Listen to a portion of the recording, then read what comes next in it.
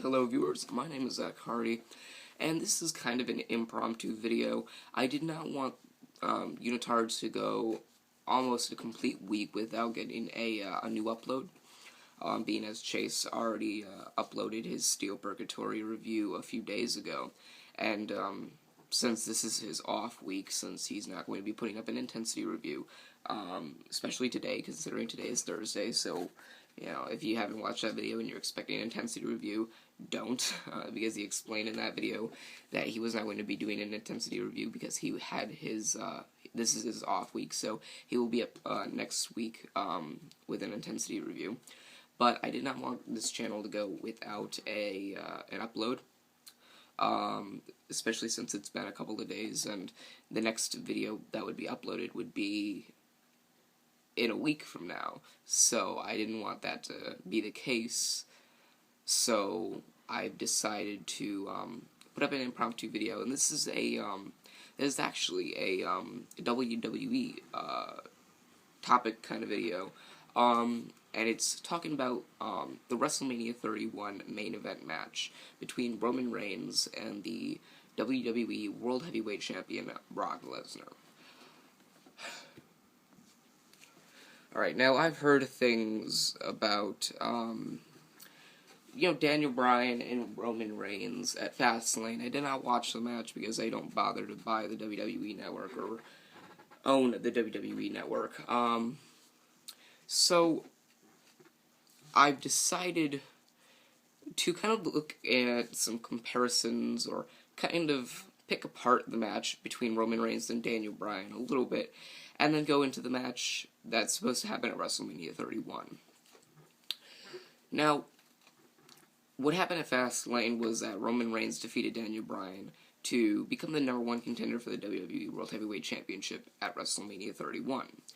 Now, I've heard things about how Daniel Bryan, if he had won, it wouldn't have seemed, or even with Daniel Bryan, it wouldn't seem like he was able to, or would have been capable of defeating Brock Lesnar. It wouldn't have been realistic, or it wouldn't have been believable. People have said, he's beaten Big Show before, but Brock Lesnar could just pick him apart in seconds. And I've heard things about how Roman Reigns isn't that, developed, and he hasn't had enough time to develop, and WWE is shoving him down our throats. I don't disagree with that Roman Reigns point, because I do feel like the WWE is trying to shove him down our throats. Where have I seen that before? Oh, yeah, that's right, John Cena. Didn't forget about that. But it's kind of like, since John Cena is growing older, and he's not going to be there for the next 10 years like he's been for the past 10 years, so they're going to need somebody to be their new star. And I feel like they're pushing Roman Reigns too fast. As much as I hate to say it, let John Cena continue to be the face of the WWE, because Roman Reigns is new, he needs time to develop, and John Cena's still got a couple of years under his belt. So let John Cena be the face of the WWE for a while. Don't keep giving him the WWE title over and over and over again, but just make sure he's still the face, whereas Roman Reigns is kind of a mid-carder or a main event player. And I've heard things that, or I've heard people say Roman Reigns is more believable to beat Brock Lesnar because he's got the strength, the agility, and the speed, and all of that, the power. And I don't disagree with that. I would have thought, Roman Reigns versus Brock Lesnar would have been more realistic, or would have been a more realistic, evenly matched up, or evenly matched competition than if you had Daniel Bryan versus Brock Lesnar. Now, here's the problem that I have with both. Of course, Roman Reigns is not that developed. He is not strong enough, or he does not have a strong enough character to be able to defeat Brock Lesnar and at the same time have the fans like him. Especially considering the fans have now some fans have started to turn on him because he's been shoved down our throats, which not only proves that the WWE does not listen to their fans, but they do what they want because they want to do it, not because they have to do it, and not because they should do it. I'm obviously not an advocate for the WWE, but I've heard, of course, a reviewer that I've mentioned on YouTube, or that is on YouTube, that I mentioned before. His name is Dalyxman, and he's talked about how people don't see Daniel Bryan versus Brock Lesnar as a realistic matchup. Now, I can believe that. And I can believe that, people are saying these kind of things, not just because Dalyxman is a Daniel Bryan fan, because he doesn't want Roman Reigns to be the main event player yet, or he doesn't want him to be the WWE World Heavyweight Champion yet. And I get that. And I understand why people are talking about how he's a Daniel Bryan fan and he's just upset because Daniel Bryan didn't win. And I can see why those kinds of people would say that. And I know he's had a problem with them, and I know it's getting a little too out of hand. Now, I'm kind of on both sides. I would have liked to see Daniel Bryan versus Brock Lesnar as well. I'm thinking about getting the WWE Network just to see WrestleMania and see how it turns out. But at the same time, Daniel Bryan versus Brock Lesnar, Dalyxman has before, he's put up videos talking about how does something seem natural or organic. Organic or / natural, or I guess tampered with. Or natural, and the feeling of having it just be scripted ahead of time. Kind of it being the feeling of having it already be scripted. It's kind of like that feeling you have is like, this seems like they planned this ahead. This doesn't seem like it's all coming out of, it's just coming naturally. And I think it was after the Raw that went to Houston, Texas, he talked about that, and he mentioned that. And here's the problem that I had with Daniel Bryan main eventing WrestleMania. Last year when I watched WrestleMania 30, it wasn't bad at all. Don't get me wrong. And I liked the ending with Daniel Bryan beating Batista and Randy Orton. Now, I'm hoping Dalyxman watches this video. And if he is, please write something in the comments below. And I felt really happy about Daniel Bryan's win last year. If Daniel Bryan were to main event WrestleMania this year, it's obvious he would have won, just like Roman Reigns is going to win at WrestleMania. Unless they'd pull some kind of Undertaker shit and decide to put Brock Lesnar over and have him win without everybody's expectations of it. But if Daniel Bryan were to main event WrestleMania and win, it wouldn't seem the same. It kind of seemed like deja vu in a sort of way. It'd be like Daniel Bryan won at WrestleMania 30. Here we are a year later at WrestleMania 31, and he wins the same type of match, a main event match for the WWE Championship, wins the same type of prize, and then does the same exact thing that he did last year, only hopefully without getting his neck injured and having to sit out for a couple of months, or maybe half a year, 6 to 8 months. So it wouldn't seem, or wouldn't be as exciting as it was last year, and it actually wouldn't be exciting at all. It'd be kind of confusing to me, and it would kind of make me not or uninterested in Daniel Bryan a little bit, because it's kind of like he were to just be there again, and it's kind of like it's just a repeat. It's kind of like repeating in your head the only difference are the matches before that didn't happen at WrestleMania 30. So it wouldn't be as exciting at WrestleMania 31, and I would kind of turn away from that match because I've seen it before. I've seen the outcome, and I don't really want to see it again. And WrestleMania is supposed to be different, and supposed to be different from each and every other pay-per-view. That's why WrestleMania 27 was different from WrestleMania 30, or the vice versa. Whereas WrestleMania 27 was pretty much goodness gracious awful. And WrestleMania 30 was really great. WrestleMania 31 doesn't seem to be great. So off that Daniel Bryan track, Roman Reigns is now in this main event picture. So Roman Reigns, being the guy who, at pay-per-views, in singles matches, has only defeated Randy Orton at SummerSlam, and Daniel Bryan at Fastlane. I'm pretty sure those are the only 2 singles matches he's put on. And they were alright matches. Randy Orton and Roman Reigns was an okay match. And Daniel Bryan versus Roman Reigns was... It was an alright match. I won't call it great like everybody else is talking about it, but it was an alright match. I've watched it before. I watched the replays, so don't get me wrong. I've seen it.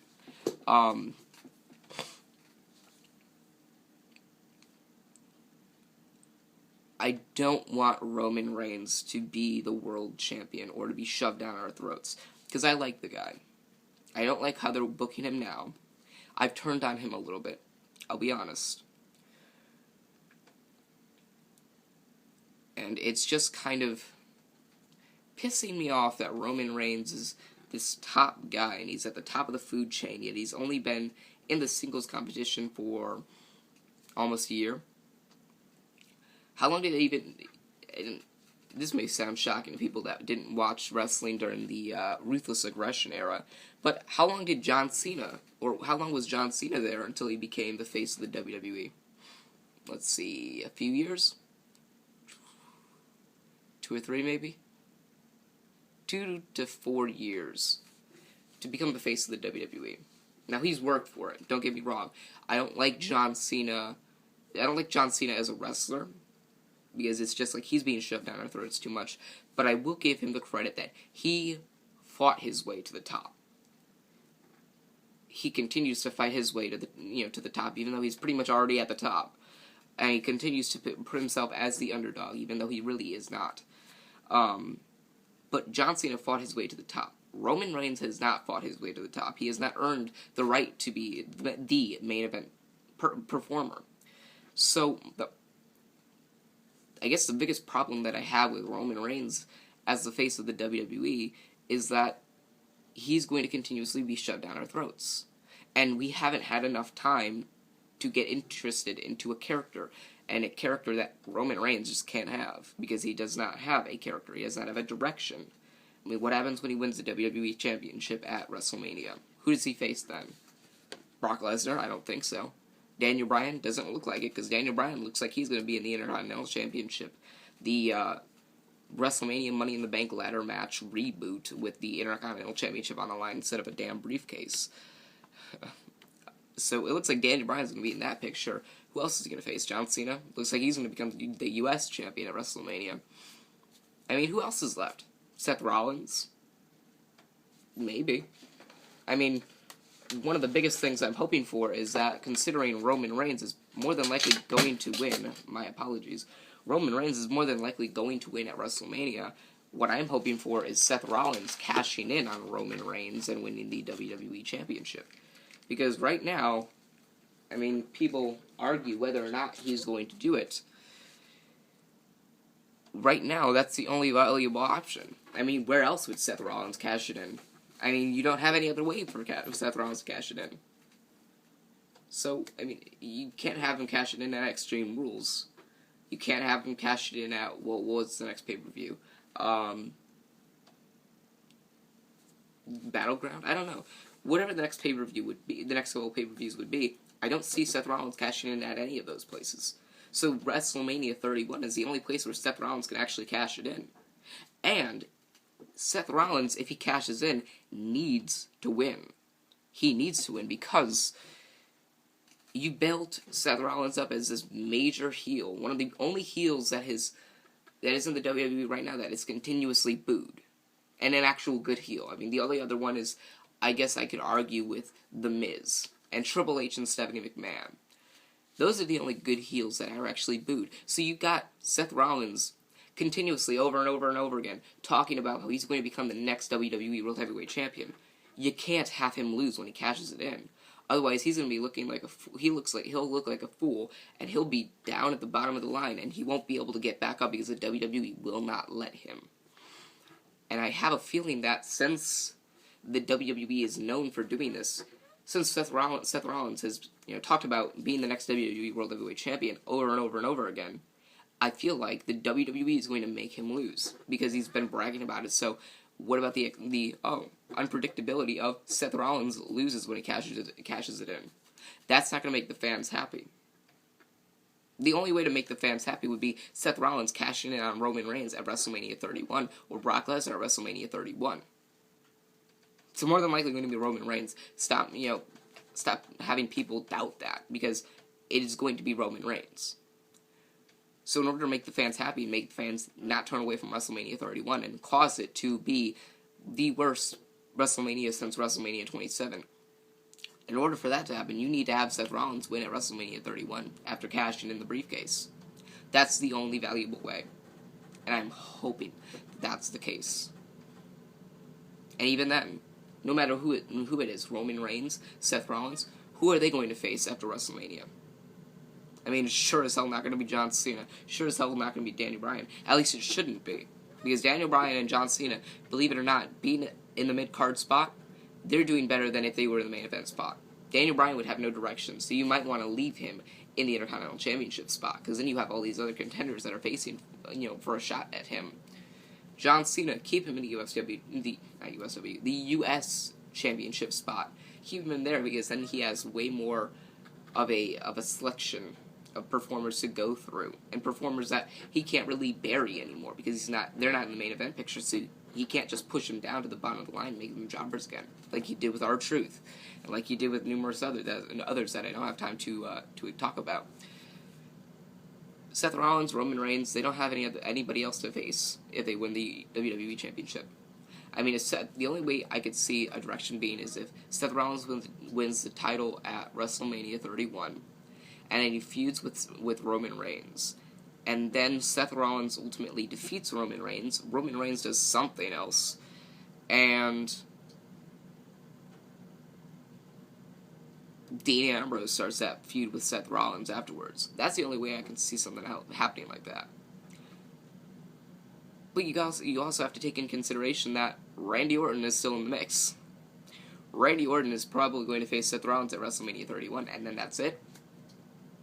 The WWE have booked themselves into a corner. Randy Orton versus Seth Rollins. Here's what can play out. Randy Orton versus Seth Rollins. First match. You can't have it be the only match that they face off against with each other in. Roman Reigns wins the WWE title.